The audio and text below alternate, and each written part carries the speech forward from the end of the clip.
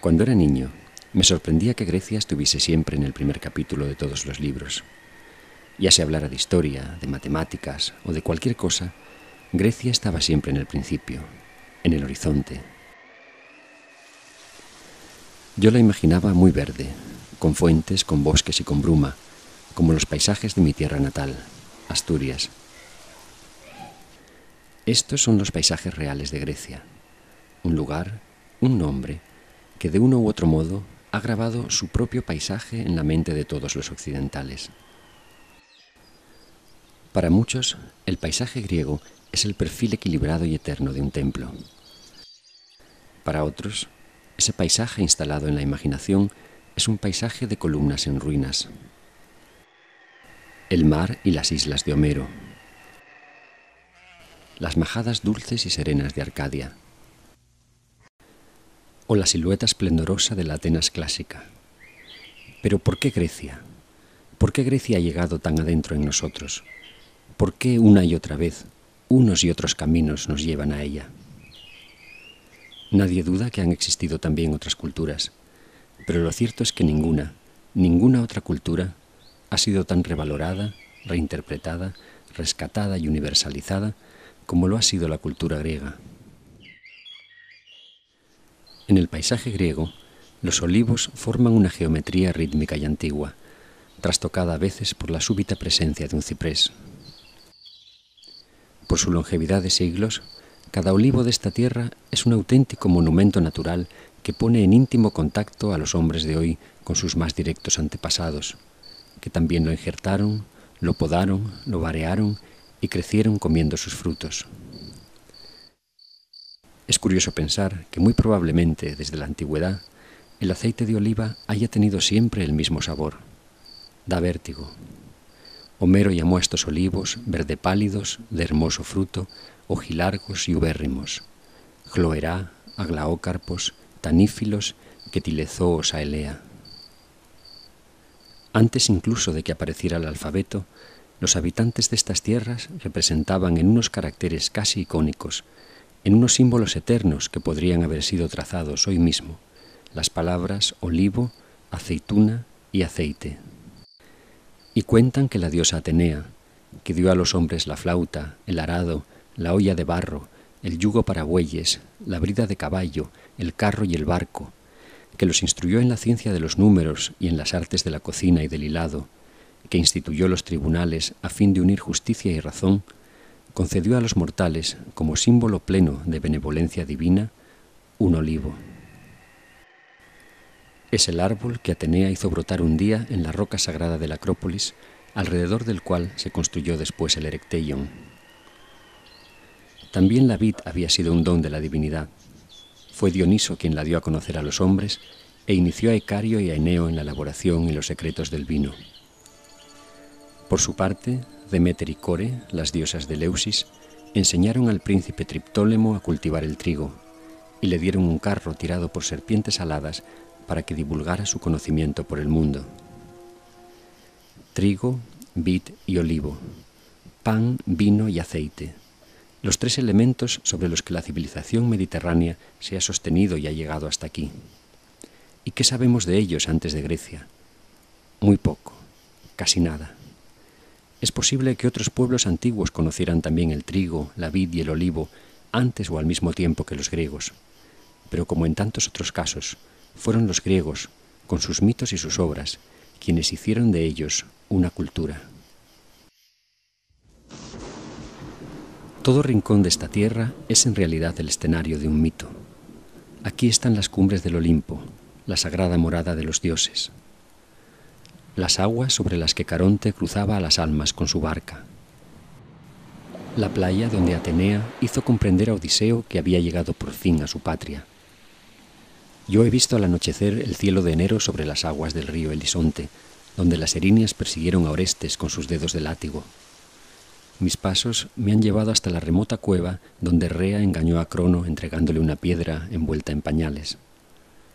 Hasta la cumbre de Alifera, donde Atenea emergió como doncella armada de la cabeza de su padre, Zeus. Hasta la laguna donde Alfeo se enamoró de Aretusa y donde Heracles abatió con sus flechas y sus crótalos de bronce a las terribles aves estinfalias, y hasta la solitaria cumbre del monte Liceo, donde los pelasgos adoraban por igual a Zeus y a Pan. Sin duda, Grecia debe a la seducción de sus mitos gran parte del lugar que ocupa en nuestros corazones. Los griegos nos legaron los mitos, las historias más antiguas de nuestra civilización. Sus imágenes nos unen a los hombres de todas las épocas. Su simbolismo ha fecundado reiteradamente las expresiones de nuestra cultura, y su lugar en la conformación de nuestra identidad no puede ser ya reemplazado por ninguna otra historia, ni pasada ni futura. En realidad, ignoramos aún lo que yace amalgamado en el fondo de esas historias inquietantes de dioses y de hombres. Pero una cosa sí está clara, que el mito griego consiguió llevar a cabo la delicada operación de desdibujar las fronteras entre el hombre, la naturaleza y la divinidad. Gracias a los mitos, la geografía de Grecia es única en el mundo, porque en ella la historia natural es a la vez humana y divina. Situando el nacimiento, la crianza y los avatares de los dioses en los mismos lugares donde los hombres habitaban, el mito consiguió integrar al hombre en la naturaleza y lo divino, haciéndolo partícipe de su mecánica y de su armonía. De este modo, los antiguos griegos hallaron una forma de comprender el mundo, que no una forma ingenua de explicarlo. Nacieron y crecieron como pueblo en ese imaginario de los mitos, cohesionaron con ellos su identidad como nación, dieron expresión a su religión y a su cultura, y entablaron con la naturaleza una relación integradora y respetuosa. Y no fueron solo sus creadores, sino también sus primeros intérpretes y sus primeros críticos. Los mismos griegos que nos transmitieron los mitos se preguntaron repetidamente sobre su sentido y definieron frente a ellos el territorio de la razón. Para otros pueblos y otras religiones, indagar en la naturaleza, acercarse a lo humano, a lo corpóreo y a lo terrenal, significó apartarse peligrosamente de lo divino. Para los griegos, sin embargo, no existió en realidad ese conflicto. Por eso nos legaron una actitud ajena al dogma y abierta hacia el asombro y el conocimiento. Más tarde, Europa despreció esa actitud durante siglos de oscurantismo y fundamentalismo religioso, y siempre que intentó recuperarla, lo hizo mirando nuevamente a Grecia. Favorecidos por el lenguaje abierto e integrador del mito, los griegos disfrutaron de una fe sin dogma. Su religión no consistió en un credo, sino en una actitud ante el misterio, y una actitud marcadamente humilde. Zeus, quien quiera que seas, hace decir Esquilo al coro, pues si gustas de ser así llamado, así te invoco. Nada hallo comparable a ti, por más que lo sopeso, si quiero de verdad alejar toda vana inquietud de mi espíritu. Esta actitud hizo que los griegos no excluyeran de su culto a los dioses que no conocían. Por eso San Pablo, subiendo hacia estas rocas del Areópago, pudo encontrar un sorprendente altar dedicado al Dios desconocido, y pudo así decir, ante aquellos hombres abiertos a escuchar cualquier novedad, que de ese Dios al que ellos adoraban sin conocer, venía a hablarles él. Todos le escucharon, algunos le creyeron, otros no. Frente a tantas guerras santas que han llenado de sangre los siglos, frente a la intolerancia religiosa que aún hoy padece el mundo en que vivimos, dicha actitud humilde continúa siendo revolucionaria. La ausencia de dogmas incuestionables, la apertura hacia nuevas ideas, el asombro y la duda fueron los ingredientes de una actitud creadora y valiente que los griegos bautizaron como filosofía.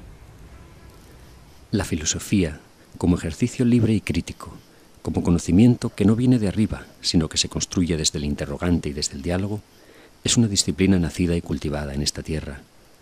En otros sitios hubo sabios, genios e iluminados, pero no compañeros de pensamiento, cómplices entusiastas en el empeño de encontrar la verdad.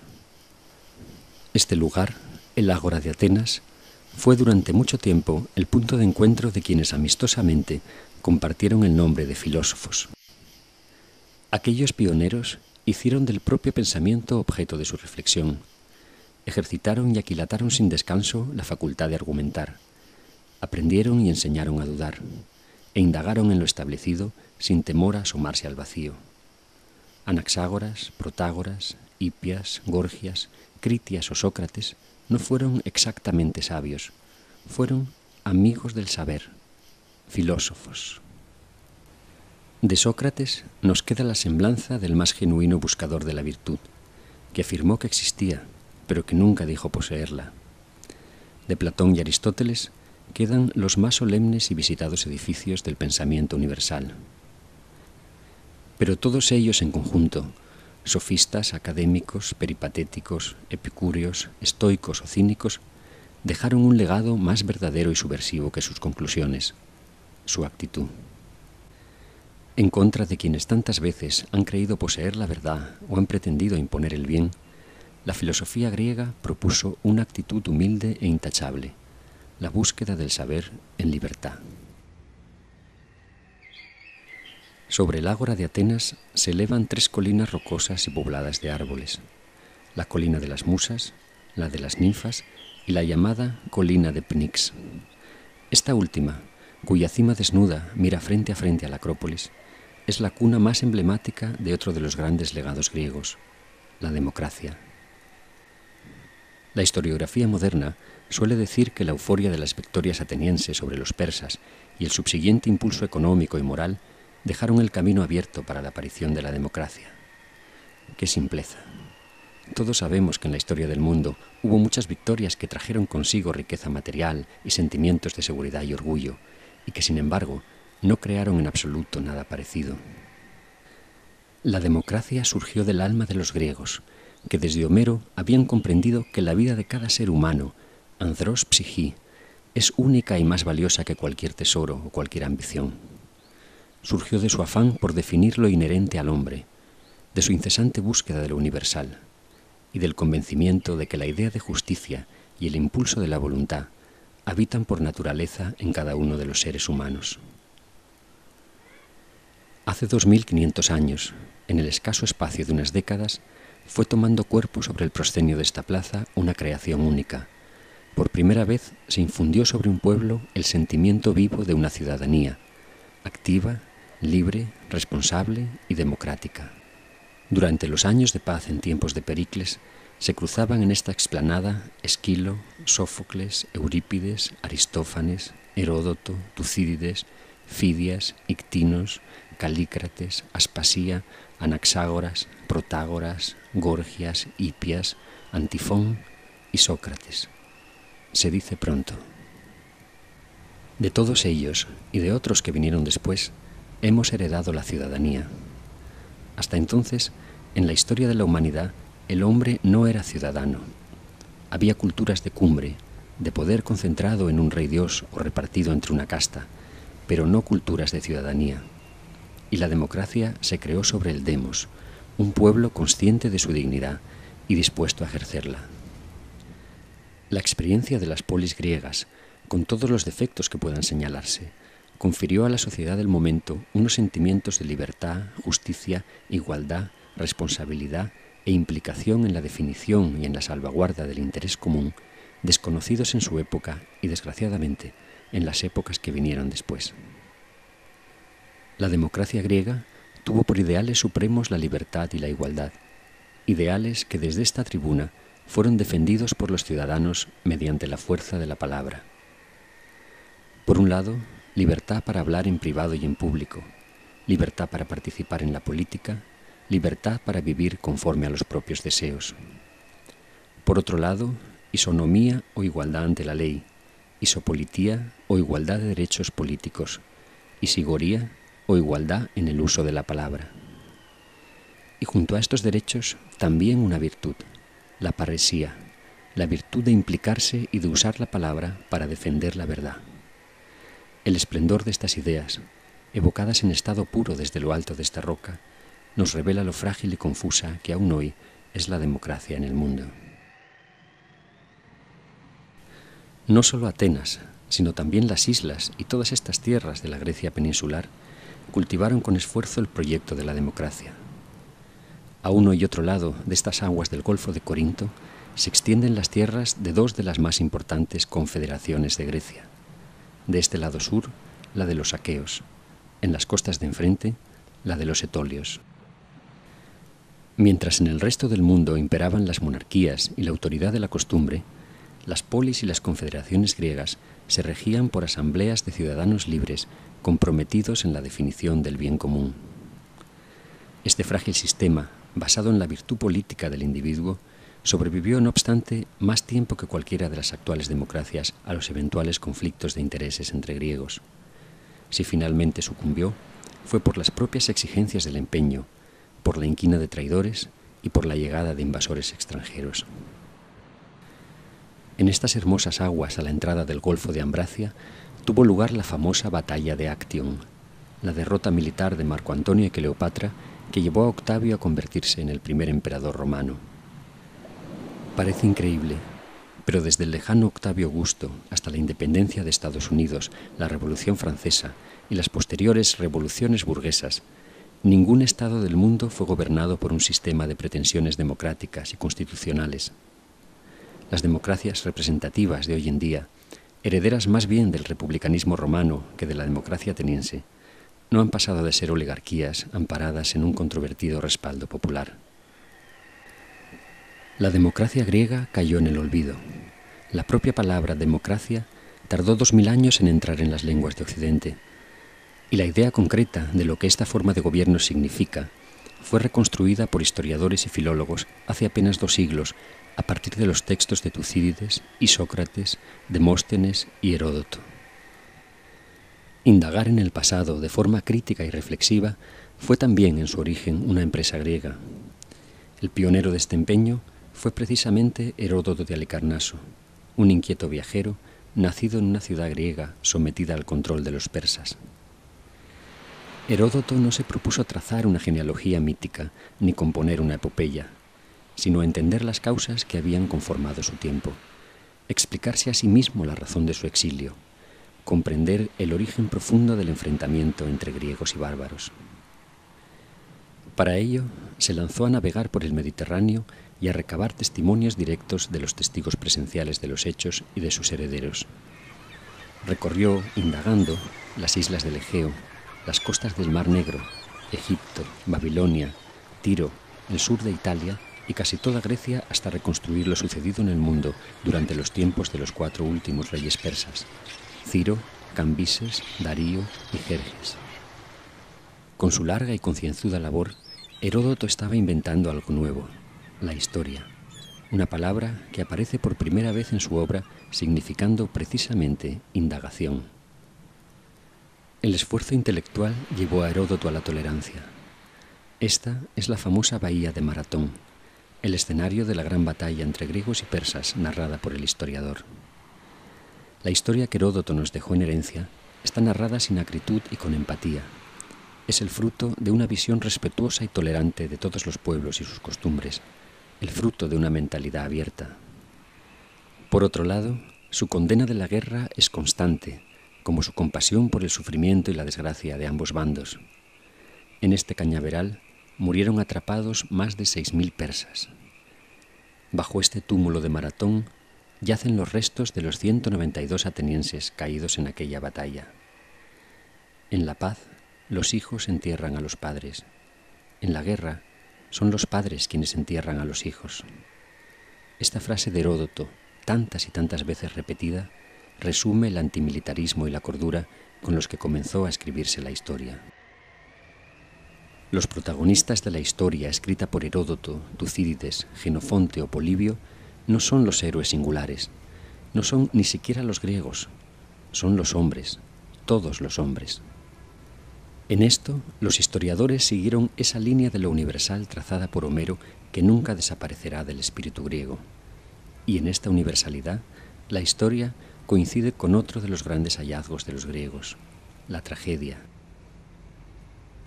Este es el teatro de Dioniso Eleuterio, el primer escenario de las grandes tragedias. La palabra teatro significa lugar para ver. Así pues, el teatro no es una acción considerada desde el escenario o desde la representación, sino desde aquí arriba, desde las gradas desde las que miran los espectadores. A partir del siglo V a.C., Grecia se llenó de teatros. Las historias que se representaban en ellos eran por lo general recreaciones de mitos conocidos y antiguos. En esos casos, el argumento apenas aportaba nada. Lo importante era ver a los héroes a solas en el momento de su decisión, ver desde estas gradas silenciosas cómo el héroe valora sus acciones desde dentro, sentirse seducido por esa invitación al denuedo ante la dura fuerza del destino y ante la indócil e imprevisible materia con la que hemos sido modelados por los dioses.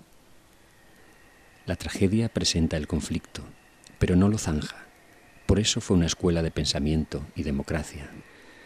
Otros pueblos contaron con el material narrativo de los mitos, pero no llegaron a extraer de ellos un conflicto ético como el de la tragedia. Dicho de otro modo, otros pueblos pudieron entender sin duda la zozobra de un hombre que mata a su madre para vengar la muerte de su padre, pero ninguno de ellos escribió la Orestiada. Los griegos nos dejaron la tragedia, pero también la comedia y la poesía lírica y la épica y la historia, el ensayo, la novela, el diálogo, el epigrama, el encomio, el epitalamio, la hermenéutica, la propedéutica, la coreografía. Todos los géneros literarios en que nuestra cultura se ha expresado y se expresa son una herencia de los griegos. El gran mérito de aquellos hombres es que en todos los ámbitos cifraron siempre lo que imaginaron y que lo hicieron de forma magistral. Por eso, quienes han venido después han tenido que referirse a ellos, que intentar evolucionar sobre ellos. Esta es una realidad inamovible que marca la cultura universal. La literatura, la historia, la política, la ley y la ciencia se desarrollaron por escrito con los griegos. Pero ese punto de partida no hubiera sido nunca posible sin el maravilloso hallazgo del primer alfabeto fonético completo, del instrumento que posibilitó trasladar la voz al silencio de la mirada. Ese proceso jamás se hubiera puesto en marcha sin esos diminutos y frágiles palitos, esos dones con voz y pensamiento que Cadmo regaló a la Hélade. Si el latín dejó de ser un día una lengua ágrafa, fue porque recibió las letras de los griegos salidos de este puerto de Eubea. Y si las lenguas de Occidente comenzaron un día a escribirse y a desarrollarse, fue también porque recibieron la herencia de aquel alfabeto. Un extensísimo número de palabras y conceptos abstractos con los que hoy nos expresamos fueron utilizados por primera vez en griego. Idea, lógica, problema, método, teoría, análisis, sistema, símbolo, frase, diálogo, dialéctica, ética, política, máquina, energía, misterio, metro, música, melodía, ritmo, armonía. ¿Cómo sería el mundo si esta lengua nunca hubiera existido? Sin duda mucho más brutal y más sombrío de lo que es ahora, por difícil que pueda parecernos. Grecia nos dio la materia prima de nuestro pensamiento, porque pensar no es sino poner en relación un mundo de imágenes, sensaciones y palabras, combinar sin fin una inmensa colección de diminutas piezas que llevan sorprendentemente impreso el sello de lo griego. La lengua que desde hace 3.500 años resuena sin interrupción en estos paisajes es la lengua madre del pensamiento abstracto, la lengua madre de todos nuestros alfabetos fonéticos, la primera lengua franca, la más antigua de las vivas en tradición oral y escrita, la primera en influencia literaria histórica, la lengua de la primera gramática y de la primera reflexión metalingüística. Y si hemos de juzgar por el enorme influjo que ha ejercido y que aún ejerce sobre las demás, la lengua griega es la lengua más vital del mundo. Probablemente los griegos no hayan sido los primeros en todo, pero sí fueron los primeros en hablarnos sistemáticamente de todo. Sus escritos son el registro más antiguo y completo del pensamiento y el saber humano, un registro que aún no ha sido comprendido por entero y que, además de inspirar el presente, arrojará algún día luz sobre estadios anteriores del mundo, sobre saberes remotos de los que los griegos fueron tan solo transmisores. La medicina, la física, la ciencia y la tecnología dejaron sus primeros testimonios firmes en los escritos de los griegos. Esta es la patria de Pitágoras, de Hipócrates, de Arquímedes, de Euclides, de Eratóstenes y de tantos otros que aceptaron el reto de tratar de entender los porqués de la naturaleza. Hoy seguimos llamando a las plantas y a los animales con los mismos nombres con los que los clasificaron Aristóteles, Teofrasto y Dioscórides. Hace apenas 4 siglos, Copérnico y Kepler desmontaron el sistema geocéntrico llamado de Ptolomeo, que había imperado durante 1500 años, sustituyéndolo por otro heliocéntrico que curiosamente coincidía con el descrito por Aristarco de Samos en el siglo III a.C. En este monte cercano a Epidauro nació Asclepio, el héroe sanador, y en los santuarios de Asclepio nació la medicina científica, unida a la búsqueda de la armonía con la naturaleza y la divinidad.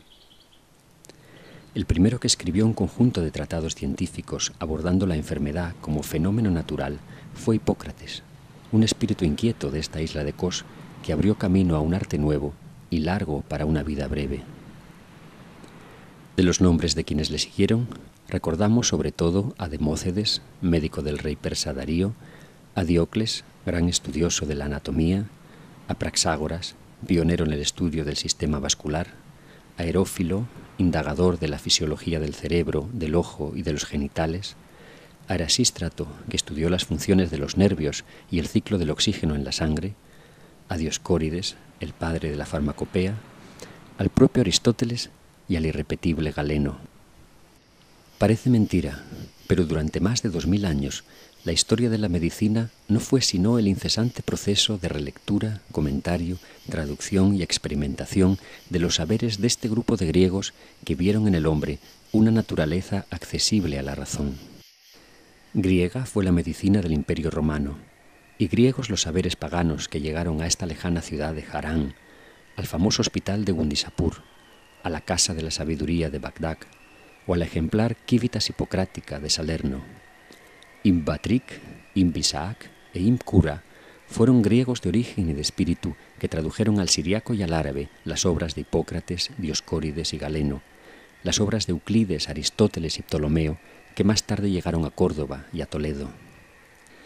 Las bibliotecas medievales nacieron del deseo de generar una cultura capaz de oponerse al paganismo y del empeño visionario de algunos individuos en salvar el saber de los antiguos. Las academias renacentistas nacieron del recuerdo y de la emulación de la academia y del liceo atenienses. Si el teocentrismo, el oscurantismo y el dogma no hubieran socavado los cimientos del espíritu griego, la ciencia estaría hoy al menos 1000 años por delante, y millones de seres humanos no hubieran muerto a manos del fanatismo y la ignorancia. El esfuerzo por comprender la vida y la naturaleza provenía en Grecia de un amor por ambas. Desde los tiempos más remotos, los griegos celebraron, en contacto con la naturaleza, la fuerza inagotable de la vida. Este antiquísimo estadio, perdido hoy en la cumbre del monte Liceo de Arcadia, nos remonta a una época lejana en que muchachas y muchachos en la flor de la edad competían por un premio simbólico de origen vegetal. Aquellas primitivas celebraciones, en las que el elegido encarnaba la fuerza regeneradora de la naturaleza, fueron el germen de los juegos gimnásticos y de los festivales panhelénicos, el origen remoto de nuestro moderno y controvertido deporte. Para los que corrían en estos estadios, o para los que contemplaban sentados en la hierba, el cuerpo no era aún el abominable vestido del alma, como llegó a afirmar después San Gregorio Magno, olvidando tal vez que el Dios de los cristianos se hizo carne. Los griegos ensalzaron la belleza, el cuerpo, el amor y el erotismo, y a salvo del puritanismo y de la mortificación, consiguieron una civilización alegre e inocente. Entre las ruinas del templo de Hera en Olimpia, al lado del antiguo estadio, cubierto por los lodos del río Alfeo, apareció hace poco más de un siglo el Hermes de Praxíteles, la maravillosa estatua del escultor griego cuya obra había fascinado e inspirado a generaciones de artistas solo a través de toscas réplicas romanas. Cerca de estas casas del pueblo de Clima, una azada sacó un día a la luz la famosa Venus de Milo. Una y otra escultura, rescatadas del barro, nos hablan de nuestro propio cuerpo con una admiración y una delicadeza desconocidas en los largos siglos que siguieron a la pérdida de estas estatuas. Paralelamente a la escultura, la gran arquitectura griega nació del deseo de someter la materia y el espacio a una fabulación conceptual. Al igual que hizo el mito, se propuso integrar en una misma creación al hombre, la naturaleza y la divinidad, y desarrolló para ese fin una herramienta tan precisa y sutil como la música, pero aún más enigmática, si cabe, por hallarse expresada en el silencio, la geometría. Los griegos elevaron la geometría desde el empírico cordel para medir los campos hasta la abstracción matemática total. Cada tambor de una columna dórica es un monumento que evidencia este logro. En las proporciones de cada uno de ellos está contenido el templo entero. El templo entero puede ser inducido a partir de un tambor gracias a la geometría que lo inspira, y que es reflejo de una misma armonía presente también en la figura humana, en la estructura de las plantas, en la del universo. Euclides y su escuela formularon estos principios de forma sistemática, con tal rotundidad, que su obra se transmitió intacta hasta el siglo XIX y no fue completada hasta el XX. La arquitectura, la ingeniería, la mecánica, la física, la astronomía, la topografía, la cartografía, la náutica y muchas disciplinas más se han desarrollado sobre los elementos de la geometría euclidiana. La moderna geometría hiperbólica y la moderna geometría elíptica amplían hoy el alcance de esta ciencia, pero siguen definiéndose frente a la geometría euclidiana. Estos tambores y sillares caídos, estas columnas que hoy yacen en el barro o afloran de la vegetación, no eran entonces monumentos, sino espacios de vida, espacios públicos en los que la belleza era un valor que buscaba expresión a través de la arquitectura, la escultura y la pintura. Estas columnas sostenían y perfilaban armónicas estoas. Sobre estos pedestales se alzaban un día hermosas estatuas. La razón por la que en tiempos posteriores y oscuros fueron derribados los templos, borradas las pinturas y convertidas en cal las estatuas, es porque recordaban la medida humana, porque cultivaban saberes que tenían por objeto al hombre en el mundo. Muchos griegos, llamados despectivamente idólatras, fueron perseguidos y martirizados solo porque en su propiedad aparecieron libros o estatuas. Hoy, sin embargo, las palabras de Pericles a los atenienses nos parecen hermosas y en nada censurables. Filocalumen meteftelías, filosofumen anef malaquías. Amamos la belleza sin apartarnos de la sencillez. Amamos el conocimiento sin abandonarnos a la molicie. Así podría resumirse la actitud del espíritu griego. Así, o con los dos antiguos apotegmas que durante siglos estuvieron grabados aquí, sobre el templo de Apolo en Delfos, para servir a las generaciones presentes y futuras. Midenagan gnosis afton. Nada en exceso, conócete a ti mismo. Con su ponderación y con su búsqueda, aquellos espíritus denodados intentaron construir un mundo nuevo, alejado del dogma y sujeto al cuestionamiento, a la ética, a la estética, a la ley y a la libertad. Y podemos decir que no lo consiguieron plenamente, que no fueron perfectos, pero también puede decirse con justicia que nunca fracasaron, porque nunca abandonaron la aspiración. Por supuesto, no todo en Grecia ha sido siempre luminoso y radiante. Su historia, como la de todos los pueblos, está llena de gestos de soberbia, de irracionalidad, incluso de barbarie.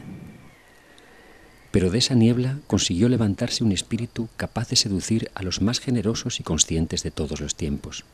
El espíritu humanista, la preocupación por el hombre en el mundo, la confianza en su capacidad y su conciencia para elegir libremente lo bueno y el esfuerzo por defender la dignidad de cada ser humano aun contra los más bajos impulsos naturales de su propia especie.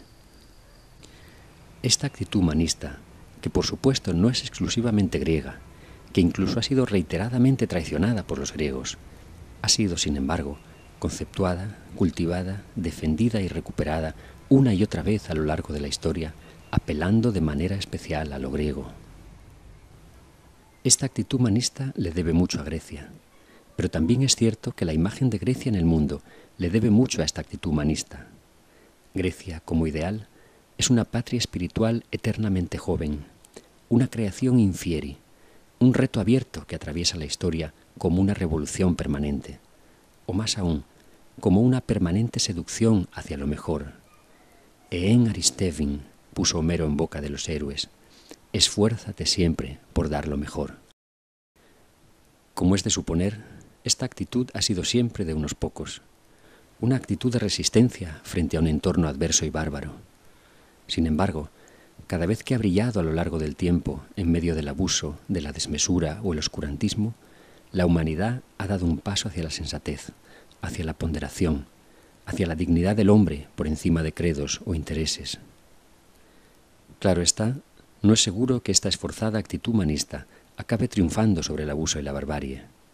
Pero sí es absolutamente seguro que el abuso y la barbarie triunfarán con más dificultad entre quienes han hecho suya esta actitud que entre quienes la ignoran o la menosprecian. Esto nos ha dejado Grecia, junto con el reto de no ser solo sus herederos, sino también sus continuadores, de no quedarnos atrapados en las huellas de los antiguos, sino de seguir buscando lo que ellos buscaron. A veces, caminando entre los olivos y las ruinas de esta tierra, me he preguntado qué quedaría de nuestra civilización si desapareciera de ella el elemento griego. ¿Cómo seríamos si careciéramos no solo de ese inmenso legado, sino también de ese impulso valiente que ha movido siempre a interesarse por lo humano? Y veo entonces un enorme vacío. Las ruinas nos alertan de la fragilidad inadvertida de la civilización. Nos recuerdan que sus conquistas son efímeras, que deben ser defendidas cada día que amanece, y que la única civilización posible y digna de tal nombre es la que une a los hombres contra la barbarie. Todo lo dicho nos acerca de algún modo a comprender lo que perderíamos si renunciáramos a lo mucho que de griego hay en nosotros. Y a quienes piensan que no es para tanto, e incluso abogan por aligerarnos de ese nostálgico bagaje, les pregunto, si renunciáramos a él, ¿qué es lo que ganaríamos? ¿Podría esa pérdida quedar justificada y compensada por la perspectiva de alguna ganancia? ¿En nombre de qué propones enterrar el helenismo? Sinceramente, creo que lo que hace a una cultura grande es su capacidad de evolucionar e inspirar algo nuevo. Y esto es precisamente lo que nos ha dejado Grecia. Grecia ha tenido la cultura más inspiradora, la cultura más y mejor cifrada. Ha dado forma de cultura a realidades naturales. Nos ha dejado el mito, enseñándonos una actitud humilde y tolerante ante el misterio. Nos ha retado a conquistar la democracia y sus ideales de libertad y de igualdad. Nos ha dejado la ciudadanía, la política, la ética, la historia y la literatura. Nos ha dejado el alfabeto y la estructura básica de nuestro pensamiento. Nos ha educado en la belleza. Nos ha dejado la actitud científica, la actitud humanista, la patria espiritual. Ha definido el alma del hombre justo y libre y nos ha señalado bien ese camino. Grecia, como herencia, como desafío y como voluntad, nos ha impulsado siempre a ser mejores. Y olvidarnos de ella, hurtarle a las generaciones venideras el conocimiento de su legado y su actitud, es limitar la posibilidad futura de construir un mundo diferente, de alcanzar a conocer algo distinto al simple efecto del abuso y la mentira. Por eso, Grecia. Por todos estos bienes, Grecia. Y porque cada paso que ha hecho avanzar al hombre hacia la civilización, lo ha hecho también deudor de Grecia.